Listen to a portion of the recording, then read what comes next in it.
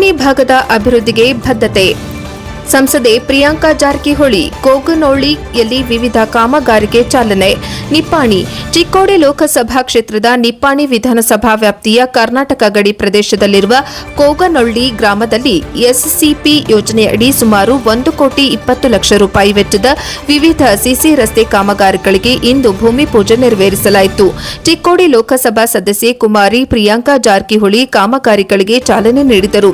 ದಿನಾಂಕ 15 ಜುಲೈ 2026 ರಂದು ಚಿಕ್ಕೋಡಿ ಲೋಕಸಭಾ ಸಂಸದ ಸದಸ್ಯೆ ಕುಮಾರಿ ಪ್ರಿಯಾಂಕಾ ಜಾರಕಿಹೊಳಿ ಅವರು ನಿಪ್ಪಾಣಿ ವಿಧಾನಸಭಾ ಕ್ಷೇತ್ರದ ಕೋಗನೊಳ್ಳಿ ಗ್ರಾಮಕ್ಕೆ ಭೇಟಿ ನೀಡಿ ಎಸ್ಸಿಪಿ ಯೋಜನೆಯಡಿ ಅಂದಾಜು 1,20,00,000 ವೆಚ್ಚದ ವಿವಿಧ ಸಿಸಿ ರಸ್ತೆ ಕಾಮಗಾರಿಗಳಿಗೆ ಭೂಮಿ ಪೂಜೆ ನೆರವೇರಿಸಿದರು. ಈ ಸಂದರ್ಭದಲ್ಲಿ ಗ್ರಾಮಸ್ಥರು ಸಂಭ್ರಮದಿಂದ ಸ್ವಾಗತ ಕೋರಿದ್ದರು. ನಂತರ ಸ್ಥಳೀಯ ಕಾಂಗ್ರೆಸ್ ಮುಖಂಡರ ನಿವಾಸಗಳಿಗೆ ಭೇಟಿ ನೀಡಿದ ಸಂಸದೆ ಪ್ರಿಯಾಂಕಾ ಜಾರಕಿಹೊಳಿ ಸಾರ್ವಜನಿಕರಿಂದ ಸನ್ಮಾನ ಸ್ವೀಕರಿಸಿದರು. ಜೆಸಿಬಿ ಪೂಜೆ ಸಂಸದೆ ಪ್ರಿಯಾಂಕಾ ಜಾರಕಿಹೊಳಿ, ಕೆಪಿಸಿಸಿ ಸದಸ್ಯರಾದ ಸುಪ್ರಿಯಾ ಪಾಟೀಲ್ ಮತ್ತು ಇತರ ಗಣ್ಯಮಾನ್ಯರಿಂದ ಮಾಡಲಾಯಿತು.